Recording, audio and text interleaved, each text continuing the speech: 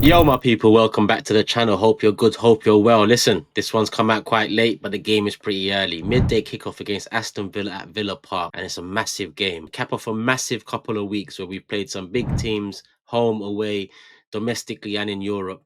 And I think with the week coming ahead against Bruges and Wolves, where the opportunity to rotate, rests, re-energize, reinvigorate is more so than will be this Saturday against the Villa team that are very much in form, a Villa team that currently sits 6 points behind us and have a chance to make it free at home.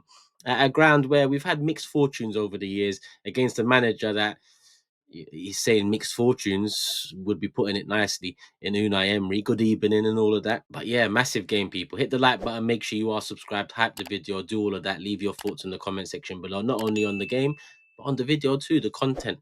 Do you like it? Do you want to see something different? How do you want to see it? If you do want to see something different, let me know in the comment section below, people.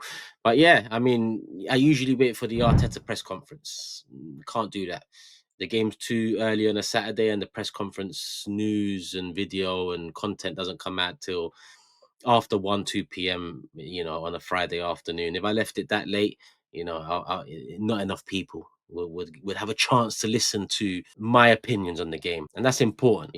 The world needs to carry on going round, and I think without a match preview from me, yeah, I mean, I think that slows down. So yeah, like, hype, subscribe, and we're here. But listen, I got some news to talk about, just to touch in on, and that's the Ecuadorian kids we've signed recently, twins, 16 years of age, Edwin and Holger Quintero. Listen, my Ecuadorian accent isn't the greatest, but I mean, looking at the first names, Edwin, Holger, might be some German in there or something. But listen, I don't know. Let me know. 16 years old. They're not signing for the club officially till August 2027, when they will turn 18. Signed from Independiente del Val, IDV for short. The same club that produced Caicedo in Capier, Pacho at PSG, centre back that just won the treble at PSG, played a big part across all competitions. So it's a club that's produced some good talent, and an Ecuador team that will be present at the World Cup too. So yeah, interesting. I like, Edwin's a right winger, left footed, a similar profile to quite a few players we've got now and coming through in a Max Dowman, for example, or a Ethan Ranieri. His brother Holger, right-footed attacking midfielder. Edwin described as a skillful, pacey dribbler. Holger's described as more of a playmaker with quick feet. Listen, this is just what I've read. I've never seen them, and it looks like, according to BBC, and listen, I'm not saying they're very reliable, but this is the only figure I've found across the World Wide Web, and it looks like we'll be paying 9 million for the pair, which is quite good considering how much Chelsea paid for Paez, for example, which was close to the 20 million mark, if I'm not mistaken. And the signings itself just show the direction Arsenal are going in, and it's the right direction. On top of building a solid team where we can challenge and hopefully get over the line and win stuff. Um, Bringing in a nice mix of youth, not only through the academy, English born and raised, British born and raised, but South America. Let's get into that market. And European South American. That's enough. Pardon me if you're from another continent, another area of the world, but yeah, I mean, most of the top talent comes from Europe and South America. So I'm looking there first and foremost. And Arsenal have been looking there too. Victor, I don't want to pronounce his surname, but he signed not too long ago. Again, a player that's 16 from Shamrock Rovers, Irish Youth International.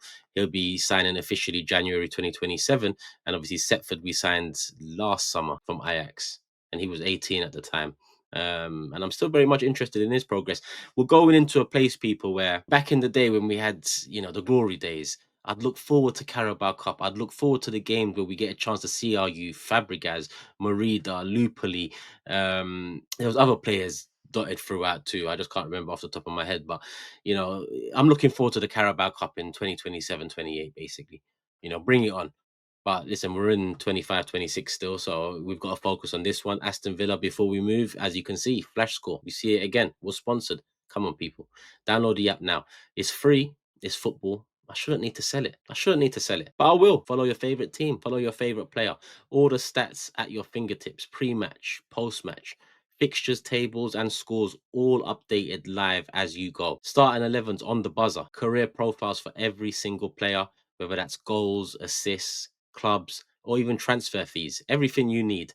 There's a giant news section, and of course, you can get the player ratings at the end of every single game. The best thing about it, you can personalize it to suit your needs. Support the channel, people. Keeping sponsors that make sense is important to me, and FlashScore makes so much sense. I use it.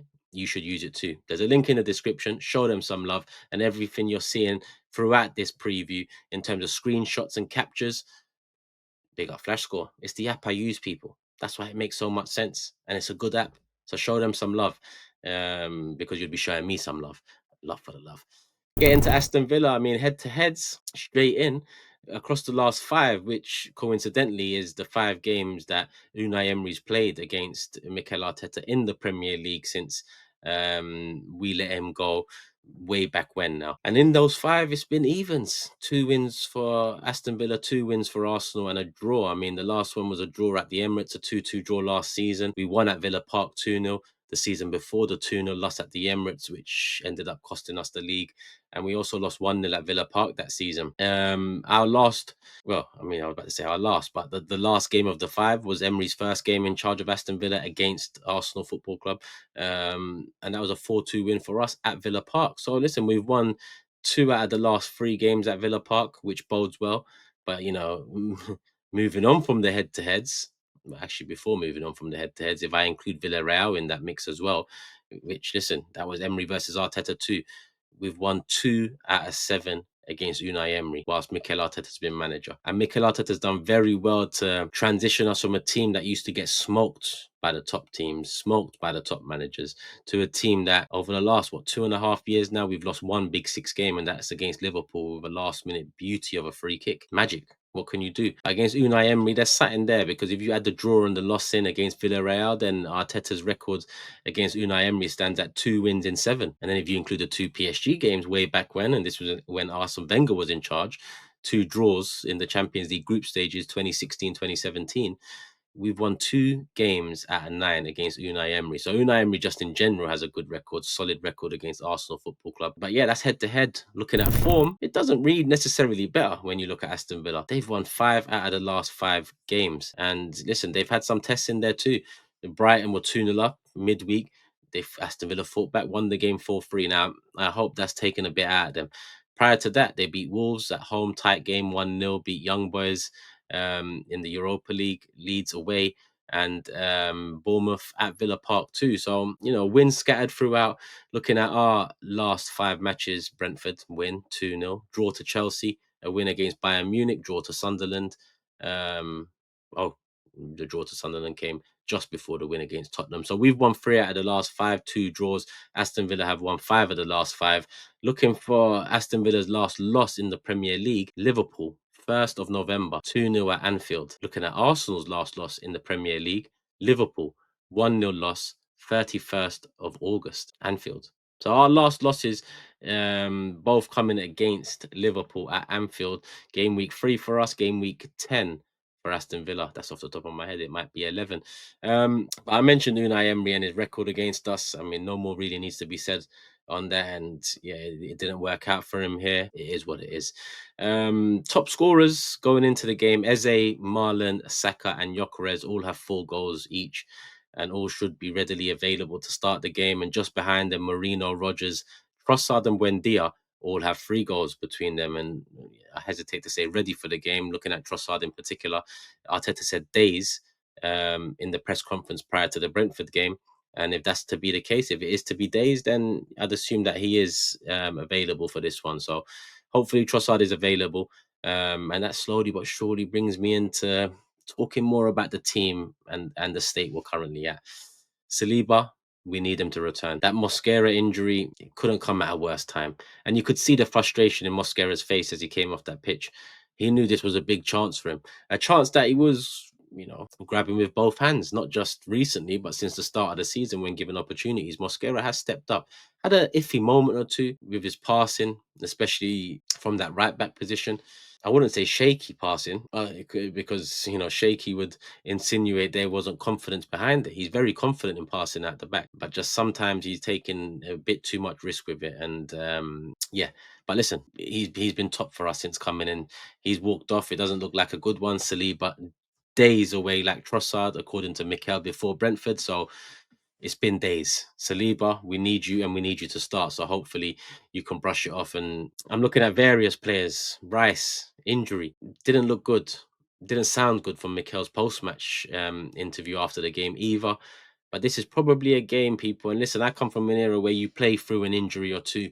This is probably a game where I'd play Declan Rice, even if he's 70%, 80%. Aston Villa, their midfield solid throughout. You know, Anana, Kamara, McGinn, Tillemans. I'm sure I'm missing one too, but just that's off the top of my head. They've got physicality, technical ability, doggedness in McGinn. They've got a bit of attack, a bit of they've got pretty much everything in that midfield. So Rice important. And me seeing him hobble off, me hearing Mikel talk about him after the game, it just made me think back to the Bayern game, thinking, was there an opportunity to rest in this one? Listen, we won that game. It was a massive game, and it goes down in Champions League history for us. We haven't won the competition, so all we can talk about is big wins, and that was a big win. But at what cost? You know, because if I don't see Declan Rice in the lineup come 11:15 in the morning UK time, I'm going to be nervous. I'm going to be nervous. So if he's anywhere close to 70% fit, I'll be playing Declan Rice. But going into the lineup, which I'll do shortly, yeah, I'll do my predicted. Well, I'll do my preferred lineup without Declan Rice in it because I honestly don't think he will be available if I go off the feeling from how he came off and Mikel's words, and that's really from thin air, really. But what can I do? Can't wait for his press conference. Like, hype, subscribe, do all of that, people. Last, before I get into the night, Marino or Gyökeres? Now, Declan Rice injury for me kind of eliminates the equation. They both start, but I wanted to ask you, the community, you know, who starts the game? Let's say Declan Rice is available in your eyes. Who starts up top? Does Marino retain his place or does Gyökeres come in? I can get both arguments. I understand both arguments. Me, I'm going to go with Rice not being available. So going into the lineup, Raya in goal, Timber, Saliba, Hincapié, and Calafiori. I'd make the back line. Fingers crossed Saliba's ready. Ben White had an amazing game against Brentford. Timber, unfortunately, didn't get the rest he probably needed. But like I said, we've got Bruges and Wolves coming up. And if there's ever an opportunity to rest in a week before the hectic Christmas festive period, the week is coming up. But before that week comes up, massive game at Villa Park. Another away game knocked off. Tough away ground knocked off heading into game week 15. That'll make it Old Trafford, Anfield, St James Park, Stamford Bridge, and Villa Park, all in the first half of the season. A positive result will go a long way here, without a shadow of a doubt. Um, Zubimendi Moreno, because I'm going to go with Rice ain't available. But remember, I said if Rice is even 70% fit, you start him in this game. Zubimendi Moreno and Odegaard retains his spot. Reason being because Saka and Eze were rested against Brentford. That indicates to me that Saka and Eze start this game. And I'd start them either side of Victor Gyökeres with Marino obviously in midfield. Victor Gyökeres slots back in and hopefully he slots back in and with a bit of an agenda. That agenda being, hold on, this Spanish number 8/6 is scoring goals and, you know, looking, I don't know, more lethal than me. Let me show him. Because that would be my mentality. I mean, I never played anywhere close to this level. But even Sunday League, Saturday League, even at goals, I don't like it when people, well, I haven't played football in a while, people tune me ups. That's why I'm here talking football. Like, hype, subscribe, otherwise it's peak for me. Um, but yeah, you use it as motivation, pain, competition. It's the best forms of motivation, especially in elite sport, let alone life in general. So yeah, for me, that would be the lineup. People, let me know your thoughts on the lineup, what you would do different, if you would do anything different. I think I've gone through everything I need to go through. Let me know if I haven't. Should I wait for the press conference? Let me know if is it that important to you.